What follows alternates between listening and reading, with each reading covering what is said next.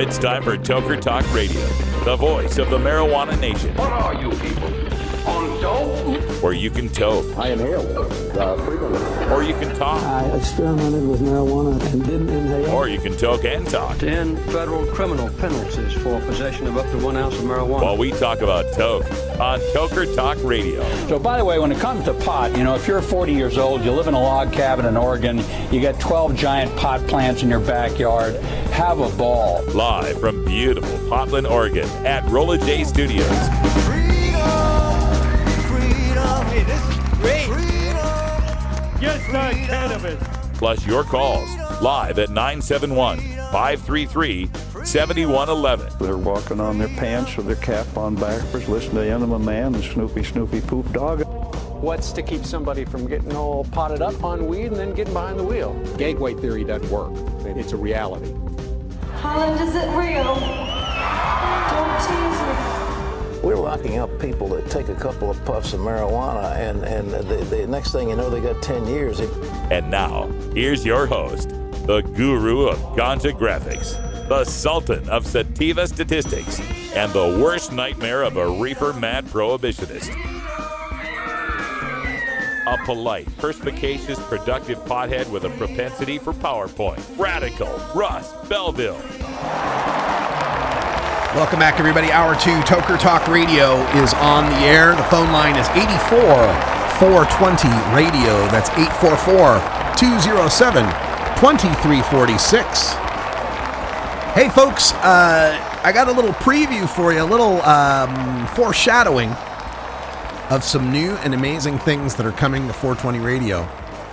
The number one thing, we're going to be making some upgrades. We're going to be entering into a partnership with a company. I can't tell you more than that. But as part of the upgrades, number one, we will have a new codec for compressing and streaming our audio feed. Now, currently, I'm running the audio feed at 192 kilobit per second MP3. And now I'm told that I'm an idiot for doing that.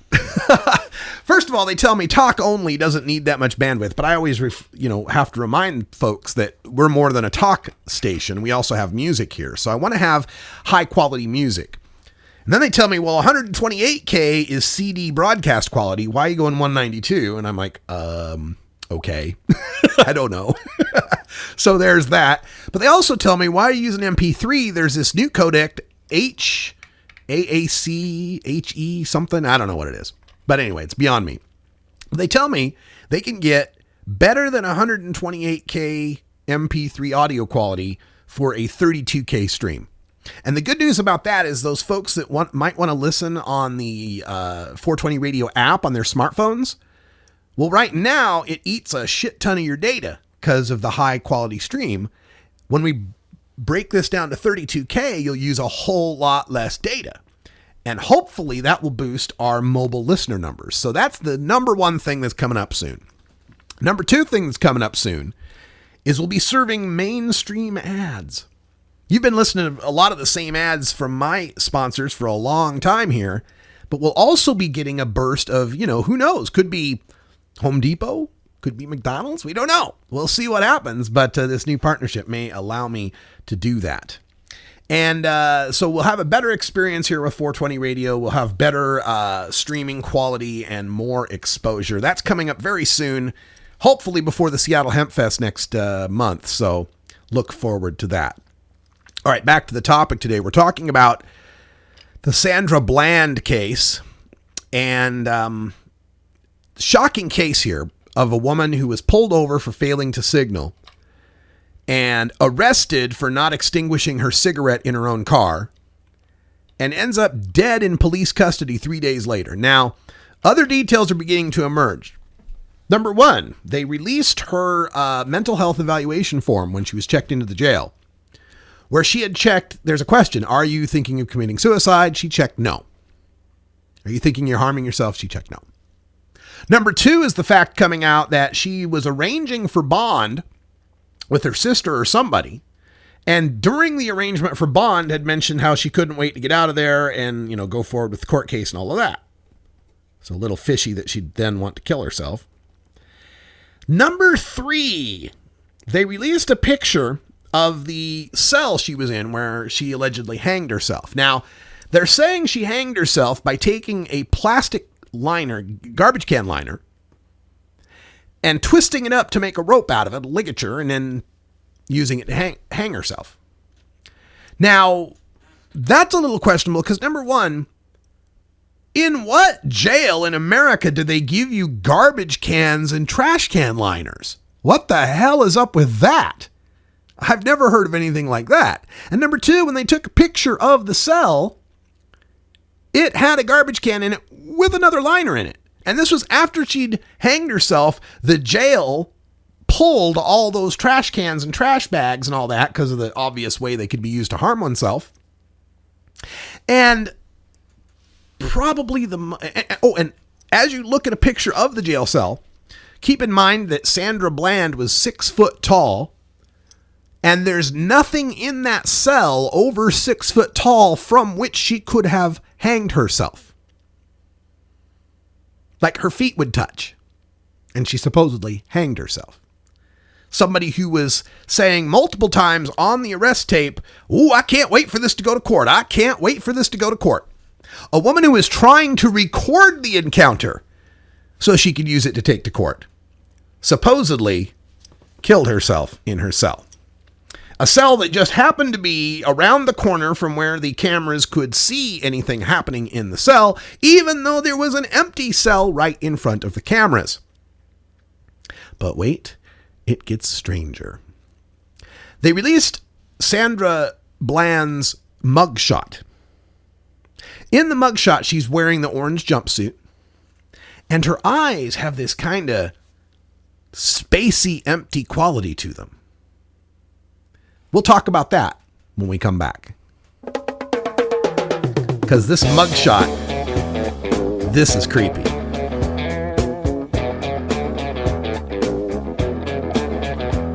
Elitist. Just like any other dishwashing, burger-flipping, public school-educated, self-employed, bar band, musician, National Guardsman, he's Radical Russ. We've also got some daily Toker tunes coming up today. Irie Wednesday tunes coming to you. And we'll talk more about legalization in California and other stories happening in the world of marijuana. But more on Sandra Bland and the chilling mugshot when we come back.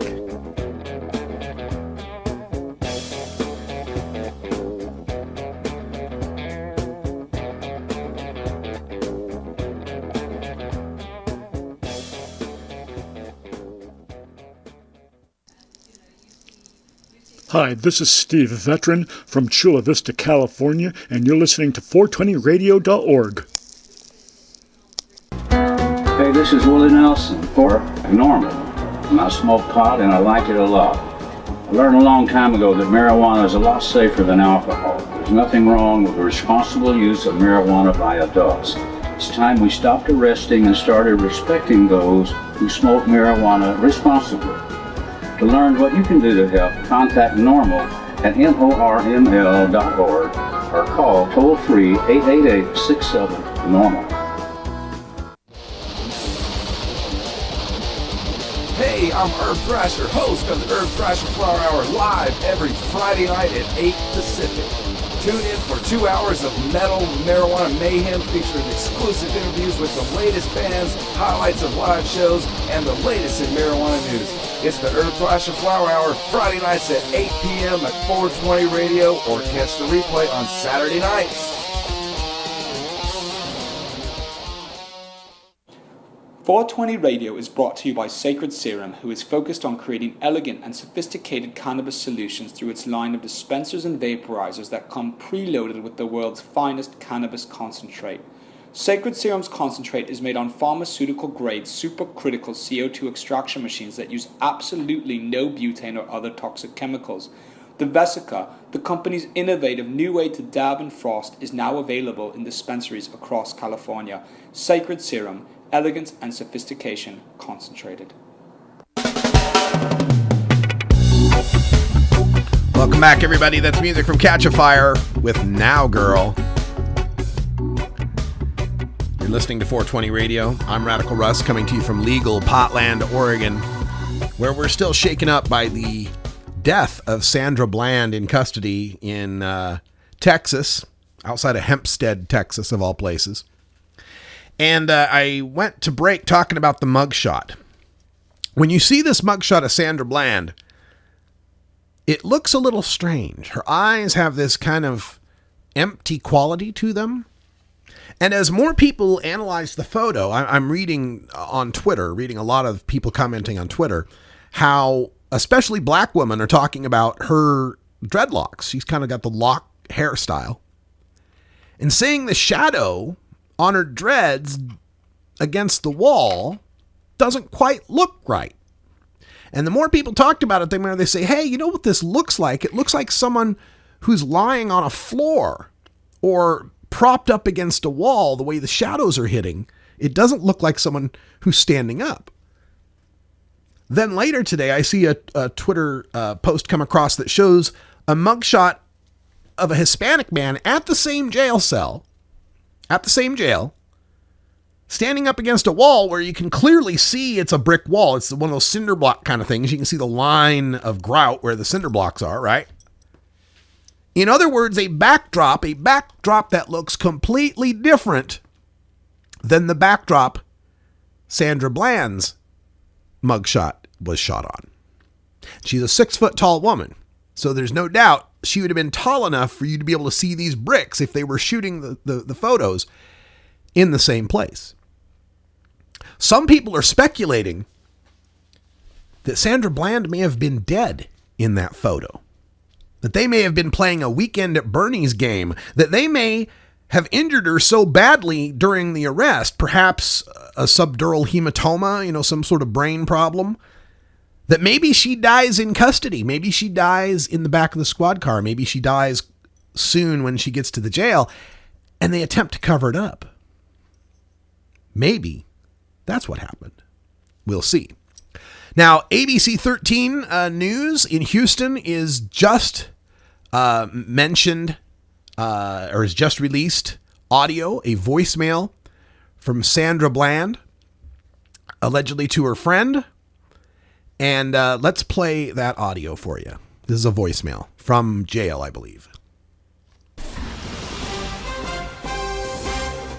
Hello again, everyone. I'm Tom Abrams in the Eyewitness Newsroom. We want to bring you new information in the Sandra Bland investigation. She is the woman who was arrested by DPS and then later died in Waller County Jail. We've obtained a copy of a voicemail that she left for a friend while she was incarcerated in the Waller County Jail, and now we want to share it with you. Hey, this is me. I just was able to see the judge. I don't really know. They got me set at a $5,000 bond. I'm still just at a loss for words, honestly, about this whole process. How they're switching lanes with no signal turn into all of this, I don't even know. But I'm still here, so I just call me back when you can.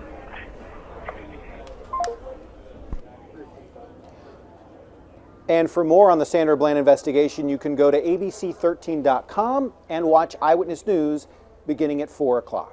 Now, that does not sound like a woman who was waiting to kill herself. She just mentioned talking to the judge and getting a $5,000 bond. And remember, this all happened because the cop pulled her over for failing to signal. The cop pulled her over for failing to signal and then got upset when she wouldn't put out her cigarette as he ordered her to do. Now, there are people who are defending this cop and blaming the victim.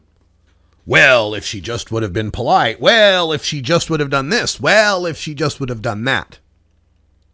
Victim blaming. Well, if you hadn't worn that long skirt, or that short skirt, you might not have gotten raped, right?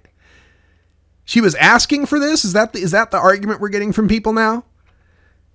Even if you take at face value the idea that someone should be meek and compliant at all times, no matter what a police officer tells them to do, you cannot accept the idea that this should have been escalated to that point.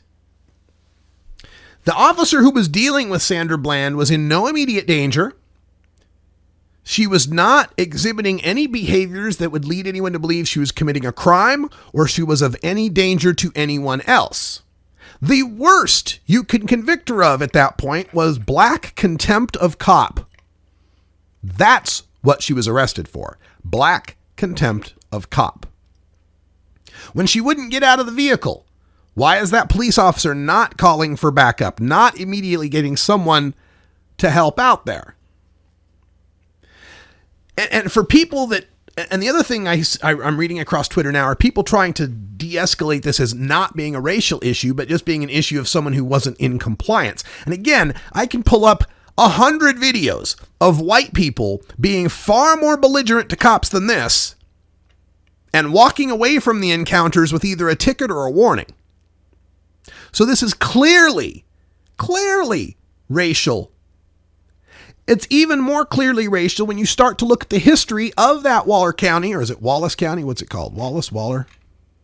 I don't know. It's even more clear when you look at the history of this department and the police chief involved there, who has been cited or received complaints about racist mistreatment in the past. And it's just sad when you read some of the comments here. Some of the Twitter things coming across just blow your mind. I mean, consider the case of Dylan Roth. Dylan Roth, right? The guy who recently shot people up in the black church. Remember that? The cops took him to Burger King after they got him. This guy walks in to a black church and point blank murders 9 people. And he's well armed. And somehow cops take him down without firing a shot at him. Somehow he's alive in custody. And they're taking him to a Burger King. A guy who shoots 9 black people in a church gets treated better by the cops than an educated black woman asserting her rights. It's long past time people recognize that there's a serious systemic racism in our police departments, in our law enforcement, in our courts, in our entire criminal justice system. But some people will do all they can. Some people will use every word they can muster to try to defend this. And there's some of them are the same people who are these open carry types talking about the New World Order and how the cops and we're turning into a police state and they're coming for our guns. But when it's a black person murdered by a cop, when you have the most significant and glaring example of tyranny and police abuse possible, the murdering of unarmed citizens, these folks, well, they can't come up with enough excuses why it happened. Well, he shouldn't have talked back. Well, he shouldn't have turned around. Well, he shouldn't have run from the cop. Well, he should have obeyed every single order. How can you hold those two thoughts in your head? That somehow Obama and Jade Helm 15 and the New World Order and the Illuminati and the police state are coming to take over and take our guns and enslave us all and put us into the FEMA camps. But when it happens to the black people, well, it's their fault. They did something wrong. The cops are fine. We should trust our cops. They have a tough job. Here's a perfect example of what I'm talking about. There's a clip from CNN. Mark Lamont Hill is talking to Harry Hoke, or Hoke, I'm not sure, a former police detective, NYPD, who blames her, saying if she wasn't, quote, arrogant, this never would have happened. Let's give this a listen. Get out of the car! And then I will light you up. Get out! Wow. Now! Wow. Get out of the car! For a failure to signal. I will light you up, he said. That was dash cam video of 28-year-old Sandra Bland's arrest during a traffic stop on July 10th. 3 days after that traffic stop, Bland was dead in a Texas jail cell. But who's to blame for what happened? Sonny Hostin is here, CNN's legal analyst and a former federal prosecutor. Also, Harry Hoke. We'll listen to that in just a second when we come back from break. Because right now, it's 420. I spent the last 2 years of high school in a daze. Yeah, it's 420 here in legal Potland, Oregon. And given what we're about to listen to, that timing couldn't have been any better. I'm going to need to take a little bit of a smoke break, listen to some Irie Wednesday music with Gordon Green before we dig into this stuff. Stay tuned.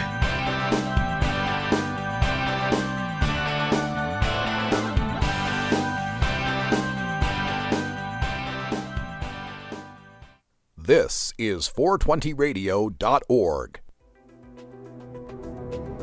Oregon has joined Washington and Colorado in legalizing marijuana. We're Portland NORML, the national organization for the reform of marijuana laws chapter in Portland, Oregon. Join us as we celebrate the launch of an exciting new era in marijuana freedom in Oregon. Our job has just begun. Powerful interests want to white out the most important portions of Oregon's legalization law. By joining Portland NORML, you add your voice to the thousands who voted for Measure 91 and want it to be implemented as written. The people have spoken. Now it is time for the legislature to obey the will of the people. Find out more about Portland NORML at portlandnormal.org. Attend our monthly membership meetings on the fourth Saturday of the month. See our website for more details. Portland NORML, ensuring responsible adult marijuana consumers are afforded the same rights, privileges, and responsibilities as beer drinkers.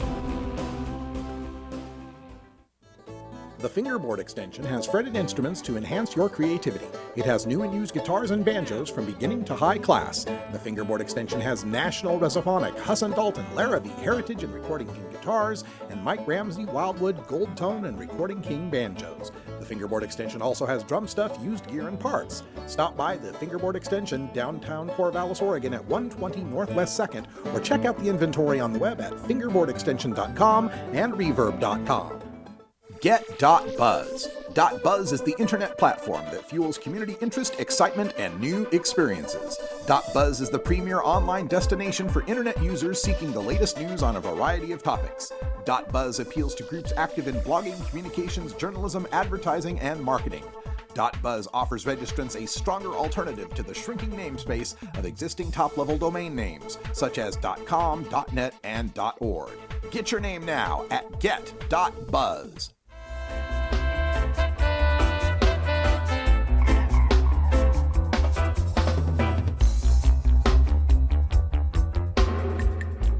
Everyone knows music and marijuana go together, so let's wind up our 20 after break with the Russ Belville Show's Daily Toker Tunes, the best in pod-safe 420 music from around the web.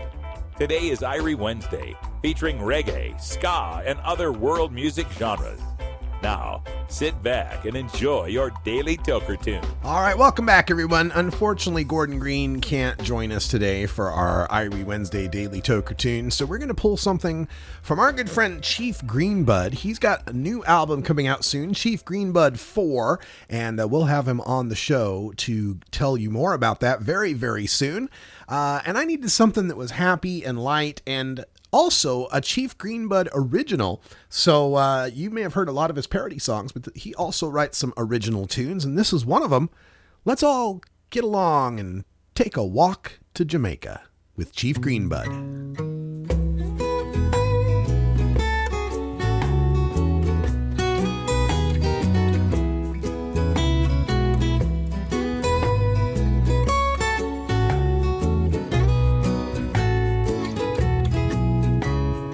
Don't need a ticket for an aeroplane. I don't need a boat to float me away. I don't need to grow wings and fly. I'm gonna walk to Jamaica. I think it's time I need to disappear. I've got to get myself away from here. My travel plans are perfectly clear. I'm gonna walk to Jamaica. Well, I hope the Rasta man has got something for me. 'Cause it's been at least 3 days since I've gotten any sleep.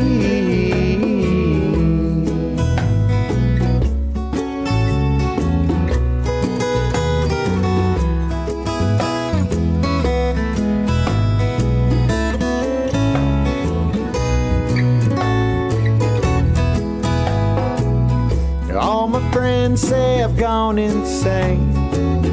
I really wish I had the time to explain that I can't get there by jumping a train. I'm gonna walk to Jamaica.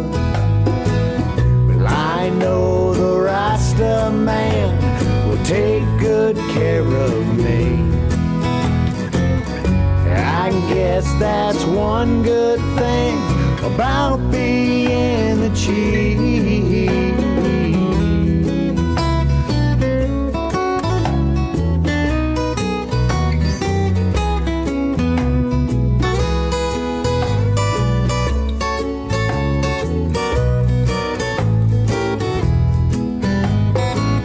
Well, I know the ganja man will take good care of me.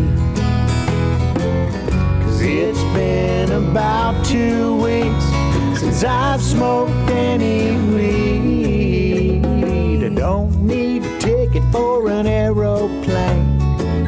I don't need a boat to float me away. I don't need to grow wings and fly. I'm gonna walk to Jamaica. I'm gonna walk to Jamaica.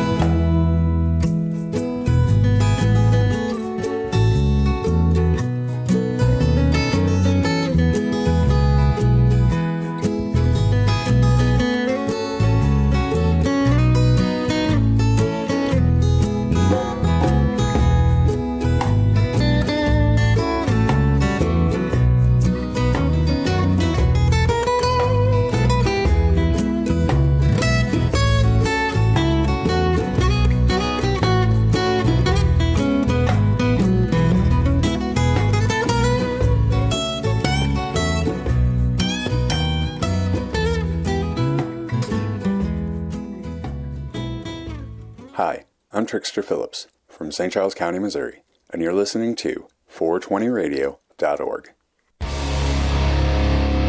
This is Radical Russ encouraging you to take a look at the Weed Blog every day. Johnny Green and the staff at the Weed Blog are on top of all the latest developments in the fight to end marijuana prohibition nationwide.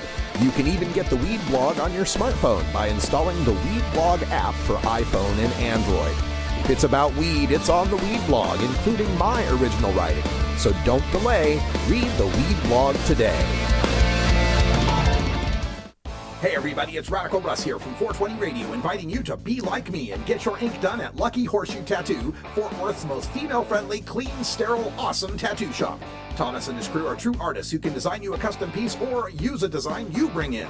Lucky Horseshoe Tattoo also offers all styles of tattooing as well as piercings and all-around fun. In the DFW area, stop by Lucky Horseshoe Tattoo and tell them Radical Russ sent you. Trust me, it'll feel awesome.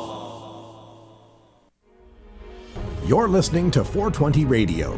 Listen Wednesday at 2 p.m. Pacific for Drug Policy Facts, podcasting at drugwarfacts.org. Hosted by the editor of Drug War Facts, this show is a wealth of information for seekers of truth in the drug policy debates. Check our online listings for Drug Policy Facts with Doug McVeigh from drugwarfacts.org. Growing plants indoors can be a rewarding hobby, but electricity bills can go through the roof. Then you have to cool down all those big hot lights. It can drive a grower insane. With Lush LED lighting, you can solve many of these issues and double your rewards. Matt and his scientists have developed the perfect light for flowering plants with far less cost and heat. And the results? Very effective. Check out lushledlighting.com right now and tell them Radical Russ sent you.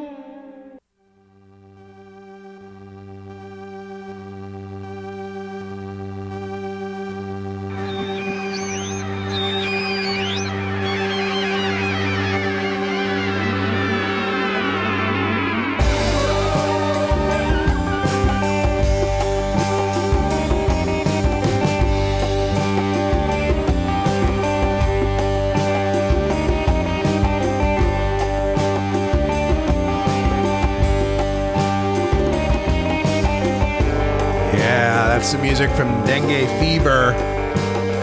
That's one of our original bands that we like to play. They had a song called Sny Bong, and I found it because my little music search was looking for the word bong. Turns out it had nothing to do with bongs.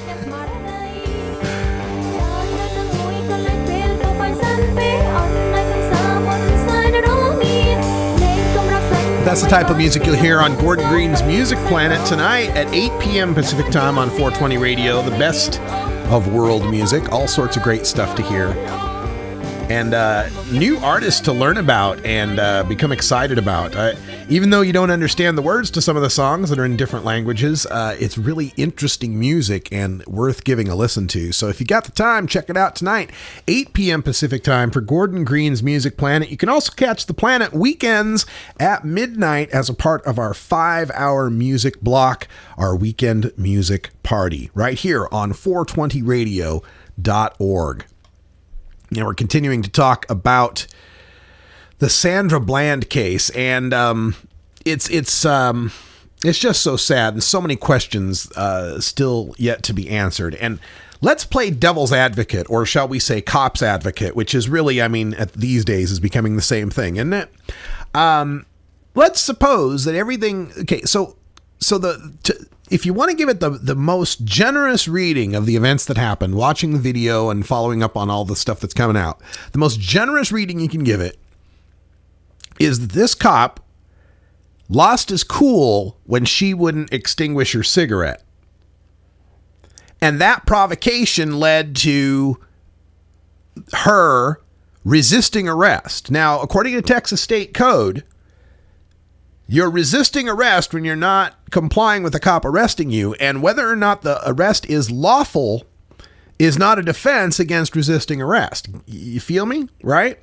So if a cop has said, you're under arrest, I'm arresting you, it doesn't matter whether his arrest is legal or illegal, he can do that. Now, if the arrest was illegal, you can then fight that, get it taken off your record, get restitution, whatever. But you'd still be liable for resisting it. Okay, so there's that. And you could, if you want to be charitable, say, yeah, she was pulling away from him. She was kicking toward him. You could say that. So the most charitable reading would be he pulls this woman over for not signaling, gets a little upset at her attitude, because he mentions at the beginning what an attitude she had, right? You seem irritated, right? It escalates. She resists arrest. He arrests her, right? So that's a charitable reading of it. You can assume, okay, he would have done the same thing to a white woman who gave the same lip. You can assume that. Let's pretend. Let's pretend we live in that place. Even if you accept all of that, how in the hell does this woman kill herself in the jail? The last contact anyone had with her in the jail was at 7 a.m. or 7:55 a.m. Let me see if I can find this timeline again that this is a Washington Post report here. Where is it at? There we go.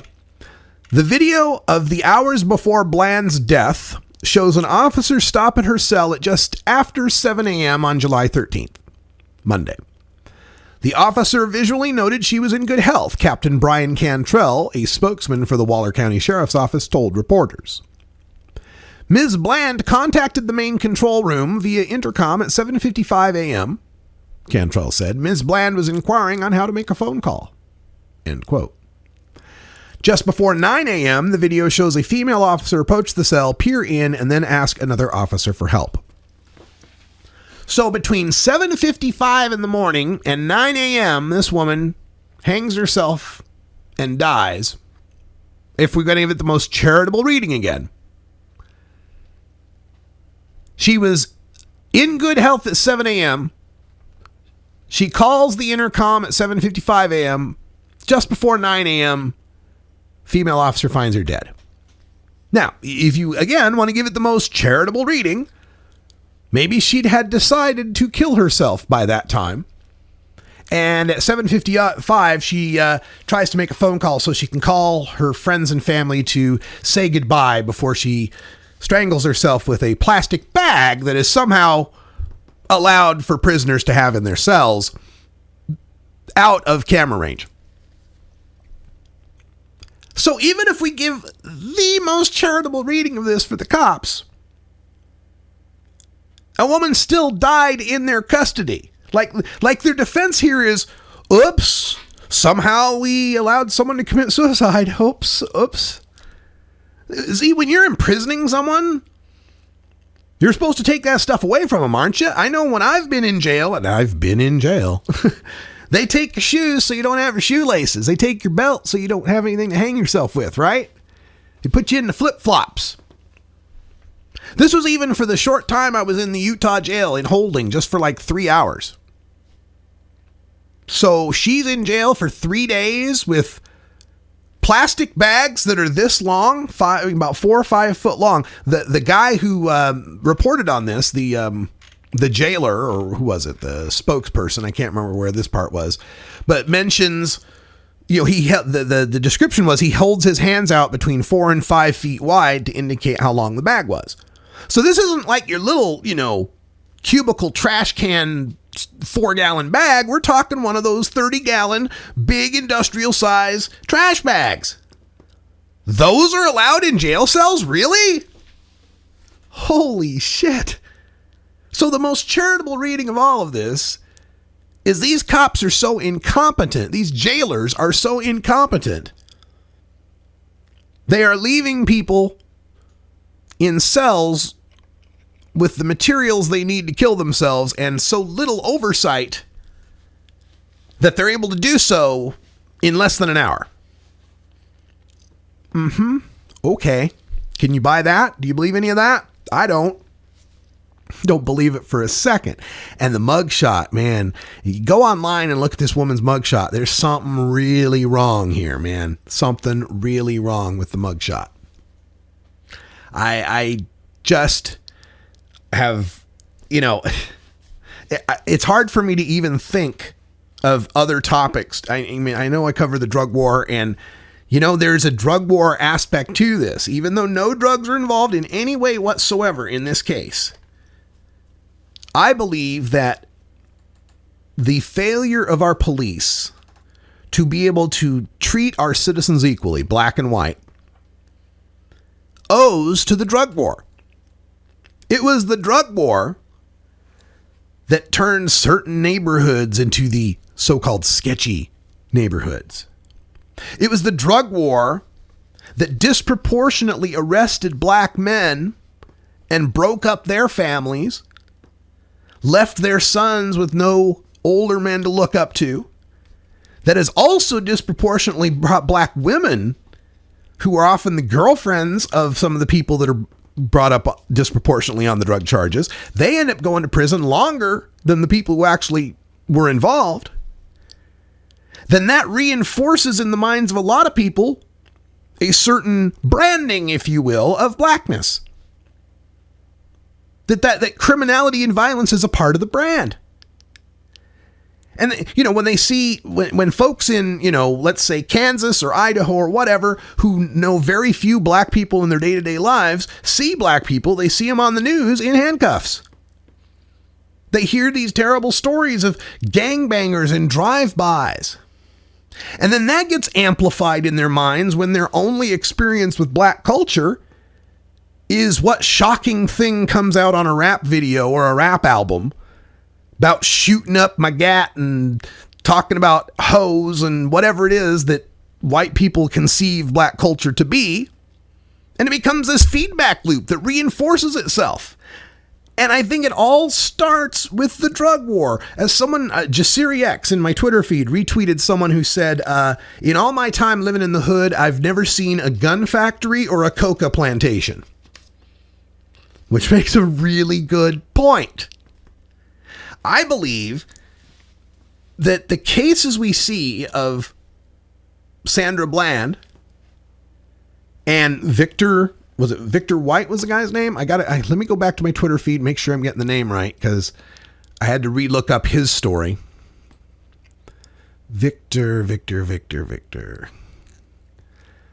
But the man who was in cuffs, cops had him in cuffs behind his back. Victor White was his name. Handcuffed behind the back, shot himself in the front of his chest. Amazing. It's amazing the agility and creativity of black people who want to kill themselves when they're in custody, isn't it? Amazing. They can shoot themselves in the chest with their hands cuffed behind their back, and they can hang themselves with a plastic bag with their feet still able to touch the ground. It's just incredible, the creativity of black people in police custody. Not buying it. I'm not buying this story coming out of Texas, especially finding out that the chief down there in this Texas county, Waller County, had to transfer or move, had all sorts of racist complaints against him already in the past. Other news in the Sandra Bland case, the coroner has done the autopsy, but is not releasing the autopsy results, citing the pending investigation. Oh, but they released the mental health evaluation just as soon as they could, didn't they? The mental health evaluation where she checked no, I'm not interested in killing or hurting myself, but she also answered honestly that she had dealt with depression in her life, tried a suicide attempt with pills once. So, of course, that leads people to question, once she was in jail, did knowledge of her previous suicide attempt provide them with the cover for staging a suicide? Is that how that works? Too many questions. Too many questions. She apparently made the phone call that we heard earlier was supposedly on Saturday. And of course, these jail videos and stuff where the cops are looking in at her supposedly show her still there alive as of Monday morning. But it's interesting that the cops in the video, in the jail video that are checking in on her when you see them walking by and such, don't seem to be talking or looking at someone who's actually there. You know what I mean? Like interacting in any way. And it's not until that female cop who finds her body comes in that they actually notice any of this. It's just, this is not passing the smell test in any way. The mugshot of her looking as if she's lying down compared to the mugshot of the other guy standing up against the wall, that's suspicious. It's all just reeks. America's RR7 secret agent of progressive change. The name's Belville. Russ Belville. This is the Russ Belville Show. And then, what is this with jail cells with garbage cans in them? They showed the picture of her jail cell, and they showed one of them big plastic, 55-gallon or 30-gallon, whatever size it is, but big old bins. No, it's 55-gallon. And the big old, clear white plastic bag they put on it. Why do you need a garbage can that big in your jail cell? Like, are you creating a lot of garbage with your nothing that you have in jail? God, this makes no sense.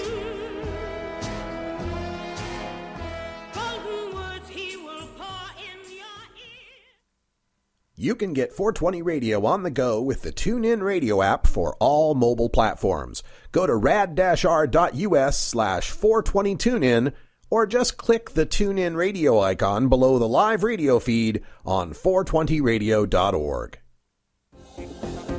Adam Hand of Handmade Apparel produces quality custom designs for t-shirts, hats, and other apparel. Handmade Apparel is the official design shop for 420 Radio among many clients who rely on Adam Hand for everything from short-run custom projects to full-run clothing lines. Visit handmadeapparel.biz to browse the selection of handmade gear or to get a personal quote for your own designs.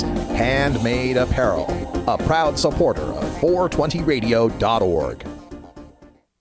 If you're an adult who enjoys a good beer, there's a similar product you might want to know about. One without all the calories and serious health problems.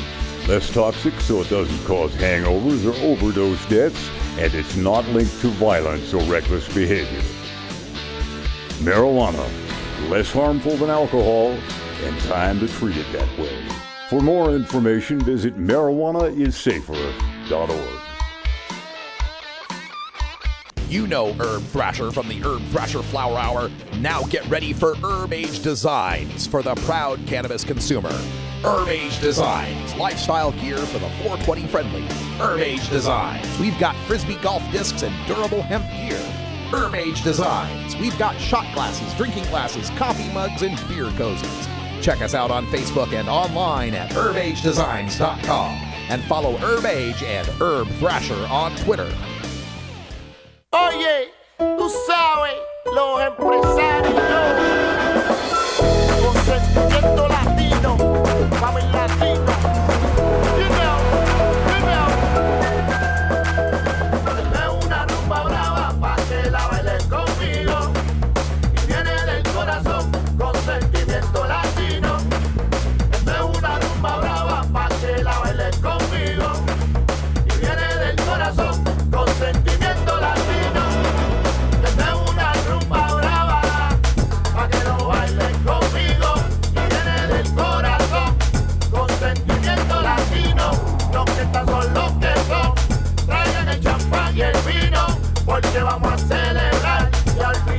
All right, welcome back, everyone. Toker Talk Radio.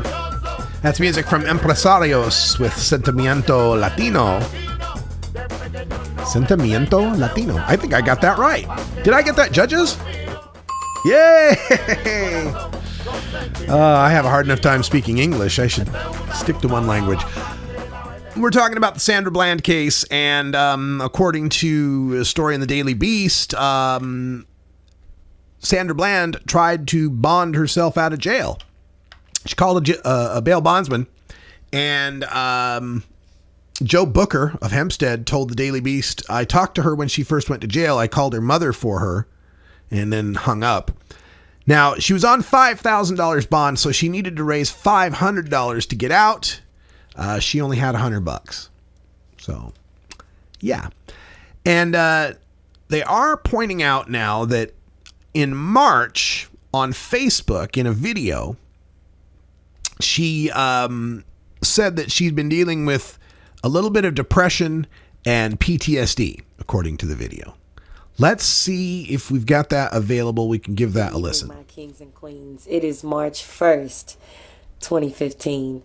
I want to first of all say I apologize. I am sorry, my kings and queens. It's been 2 long weeks and I have been missing in action. But I got to be honest with you guys. I am suffering from something that some of you all may be dealing with right now. It's a little bit of depression as well as PTSD. I've been real stressed out over these past couple of weeks, but that does not excuse me not keeping my promise to you all by letting you know that somebody cares about you, someone loves you, and that you can go out there and do great things. But I want you guys to know that I'm a human. And so if there are any of you that are dealing with these same things, depression, post-traumatic stress disorder, it's okay. It is okay to talk about it. I think that those illnesses are something that the African American culture likes to turn a blind eye to and act like that they don't affect us. And they do. They really do. So I'm coming out here now, Sandy Speaks, and letting you know that, yeah, I deal with it. And some of you watching this probably deal with it too. And you have to know that it is okay. Yeah, that's Sandra Bland speaking on her Facebook page back in March. And, you know, the people that want to defend what's going on, and again, you know, not all the info's in. Maybe indeed she did kill herself. Maybe she did. Now, if that's the case, that doesn't absolve the police department.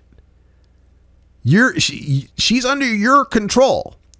She shouldn't have the ability to kill herself. What the hell is up with putting garbage cans with 5-foot long bags that can be twisted into ligatures into a cell?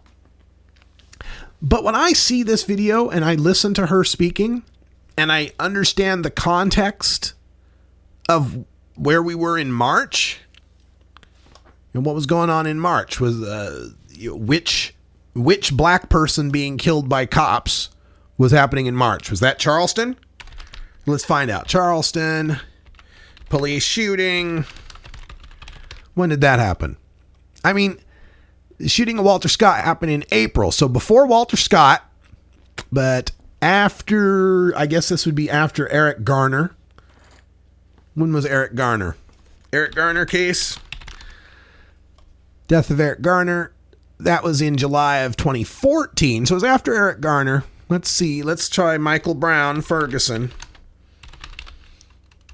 And see what we get there. Where's the timeline on that? Michael Brown and Ferguson. August of 2014. All right. So when she, and clearly in this video, she refers to my kings and queens. This is, kind of, pattern for the black community. She's speaking to fellow black folks and talking about this PTSD and depression in the context of the African American community, not giving much credence to those things. But I'm telling you, if you had to live your life every day as a black person in America, you couldn't blame them for getting PTSD, given what they have to go through in life. You couldn't blame them for some depression. Hell, look at the statistics. I saw something the other day that blew my mind, and I wish I'd memorized it because I don't have the exact numbers in front of me. So I might not be entirely accurate with each number, but I'm accurate in the scope here. And it was, what is the average net worth of an American family? Financially speaking, what is their average net worth? And for white families, it was something like $70,000, $60,000. I don't remember the exact number. And for black families, it was a 4-digit number. It was like $6,000 or something, $7,000. It just blew me away. Like net worth, like add up all your shit, all your money, all your accounts, everything you owned, subtract your debt, blah, blah, blah. What's your net worth? It was like $6,000 for a black family compared to 10 times that much for a white family. I'd be depressed too. Oh my God. So when she talks about suffering from depression and PTSD, and she refers it back to the people she's talking to, a lot of you may be feeling this too. Maybe feeling in the active sense, like given what's happening to us, we would feel depressed or some post-traumatic stress. This doesn't sound like a young woman who's going to kill herself in a jail cell after trying to arrange bail, after saying she was going to go to court. She couldn't wait to get this to court. That makes no sense to me.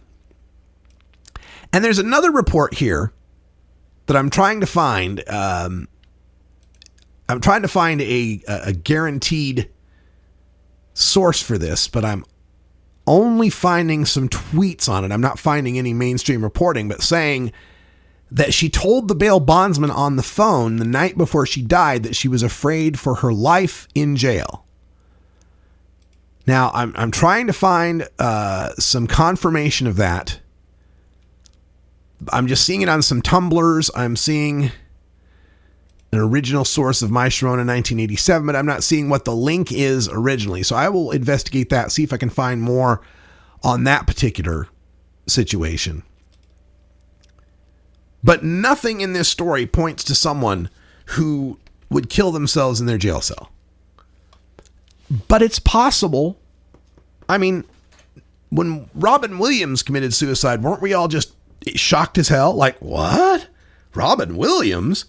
So yeah, suicide can be an unpredictable, depression can be very non-conformist, I guess. It can be tough to keep track of, can be difficult to understand.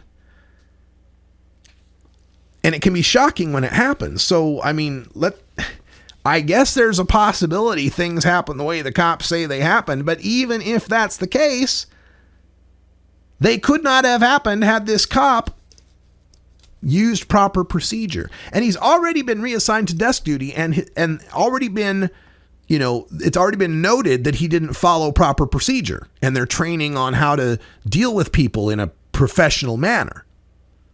So that's not even in doubt at this point.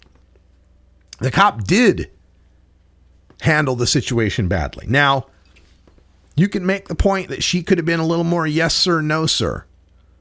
could have meekly submitted to what was going on. But I don't know so much about that because I've been reporting on these cops for a long time. And do you remember a story we covered? Was it last year? When not once but twice women were pulled over by cops in Texas who then took them out of the car, put them in front of the dash cam camera on the side of the road as traffic is going by, and manually penetrated their anus and vagina, searching for contraband because they smelled pot. You remember that story? And you remember in the video how the cop doing the searching doesn't bother to change latex gloves when he moves from one woman to the other? Now, I can't tell you whether or not Sandra Bland had any knowledge of those things going on, but I do. I've reported on the cops in New Mexico giving people multiple enemas, colonoscopies, strip searches, and laxatives. Like one guy going through 8 procedures because they suspected he had drugs planted on him. So I can quite understand why someone might not want to comply with a Texas police officer's order to get out of the car. For all she knows, the next thing that's coming from the cop is getting finger banged on the side of the road in front of the public. So this has gone way too far. And there's a hashtag that's trending right now. Hashtag, if I die in police custody. That's trending. That's like a popular sentiment in America right now.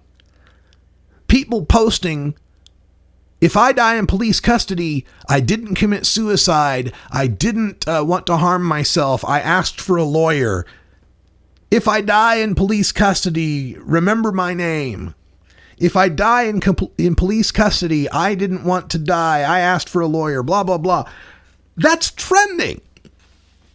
We live in a country where there is a significant portion of the people who fear for their lives if they get in a police encounter, that it's a popular topic. We're not talking Honduras, man. We're not talking Iran or China or North Korea where this is trending.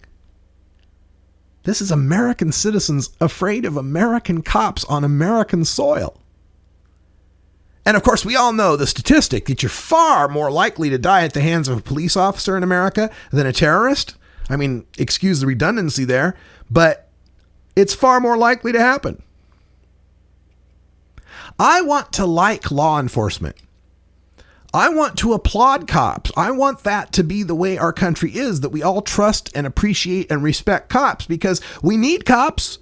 There are awful, violent people out there that need to be subdued and controlled.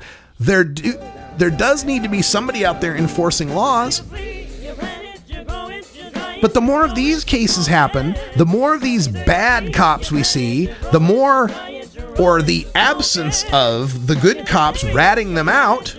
And in this case, what looks like to some of us a cover-up makes us not trust any of the cops, and that exacerbates our feelings of fear of them, and that exacerbates us resisting them, and that exacerbates them attacking us, and that gets us killed. And it all starts with the war on drugs. Well, folks, that's all the time we got today. Time flies when you legalize. Join us tomorrow for more news, views, and interviews you can use for the cannabis community. From Legal Potland, Oregon, I'm Radical Russ. Until next time, take care of each other, tokers.